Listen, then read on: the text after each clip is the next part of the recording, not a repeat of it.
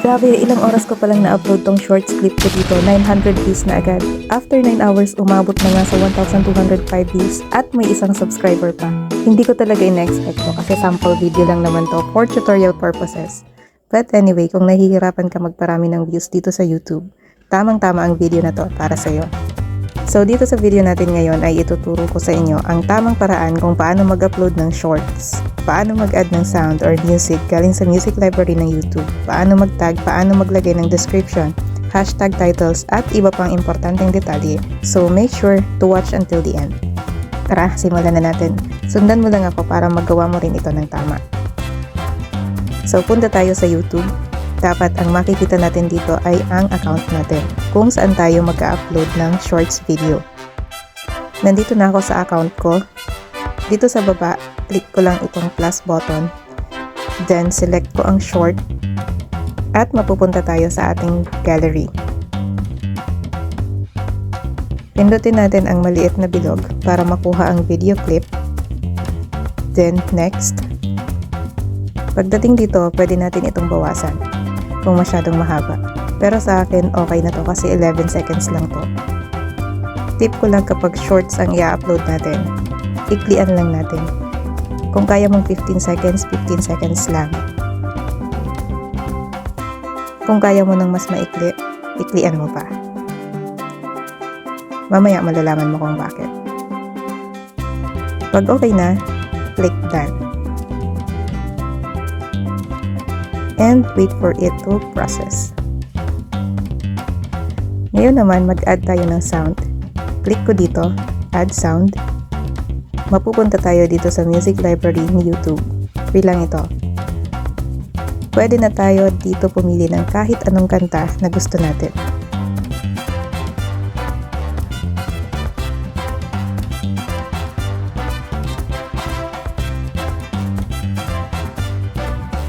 Then, select mo lang yan. Click the blue arrow. Kapag okay na, select check. Dito naman, select next. At pipili naman tayo ng thumbnail. Click mo yung pencil icon. Pili lang dito sa baba ng thumbnail.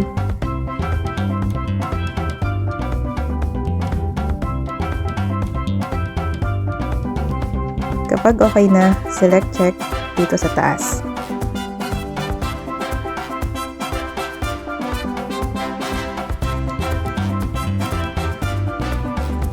At ngayon naman maglalagay na tayo ng title.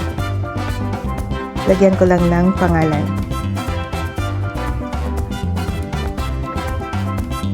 Annabelle McDonald, Binibining Pilipinas Globe 2025.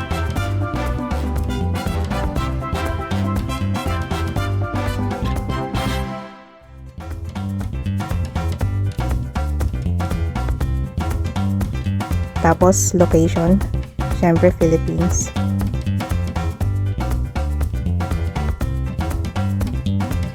Next naman, related video. Kung bago pa lang ang channel mo, hindi ka pa makakapaglagay nito. May option dyan na lalabas. Kailangan mo muna kasi magpakilala kay YouTube. Kailangan malaman ni YouTube na hindi tayo bot. Tayo ay tao.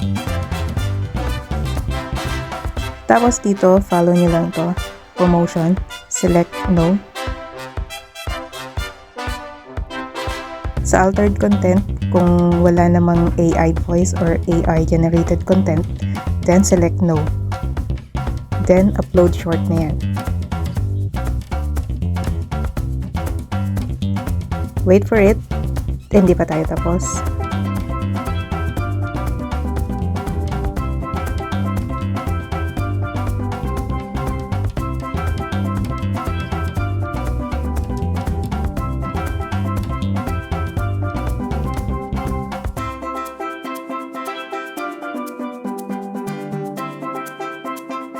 Punta naman tayo ngayon sa YouTube Studio app.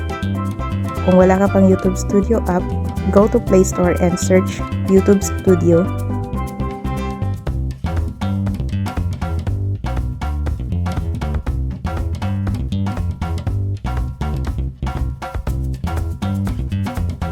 Then, install.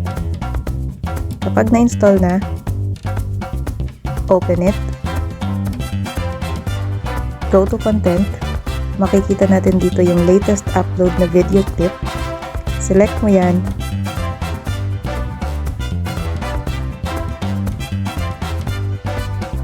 Or click mo dito, view all. Click mo lang dito sa thumbnail. Then select pencil icon to edit. At yung title na nilagay ko kanina, i-copy ko lang yan and paste sa description. Then, add a little information about the clip at mag-add ng 2 hashtags na related sa video. Just like this.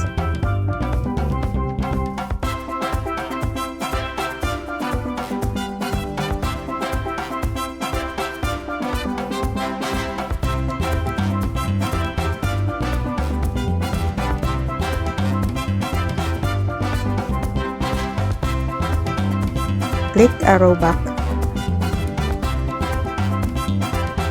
Add to playlist. Select the playlist. Done. Adding only relevant tags.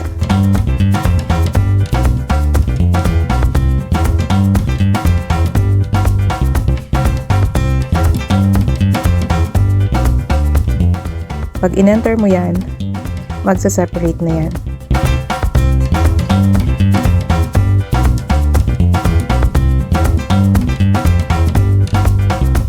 Or mag-add ng clip after ng word para maghiwalay sila.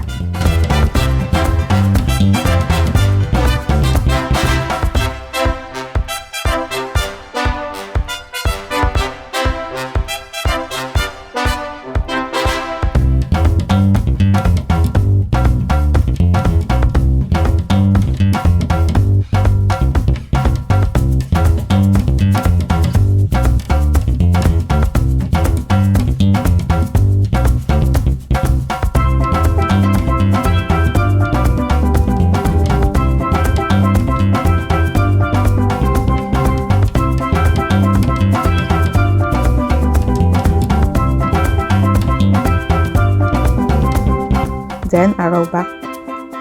Select naman natin ang visibility dahil naka-private pa ito. Select natin public and it's done. A few moments later. So what happened after 8 hours or 9 hours? Diba 1,200 plus views na yung in-upload ko kanina, which is hindi ko in-expect na may mag-watch nito kasi sample lang naman to. Pero tingnan natin kung ano nga bang nangyari. Average percentage viewed is 119%. So, mataas to compare sa ibang clip. Tingnan pa natin ang engagement. Masyadong mababa. Diba? 26% lang. So, para i-recommend ni YouTube ang shorts video natin, kailangan ang average percentage viewed ay at least 70%. So, ito ay baliktad. Dahil 26% lang. Ito ipakita ko sa inyo. Ibang video clip ito. Pero para makita natin kung bakit nire-recommend ni YouTube ang video, dapat ganito. Ang audience retention nito ay 144%. Ang engagement naman ay 72.5%. Napakaikli lang ng clip nito. 10 seconds lang. Kaya walang choice ang viewer kundi ulitin panoorin ang video. Kapag mas maikli, mas malaki ang chance na uulitin niya ng viewer. So that's it for now. Kung meron kayong katanungan, maaaring mag-iwan na lamang ng komento sa ibaba. See you in the next video.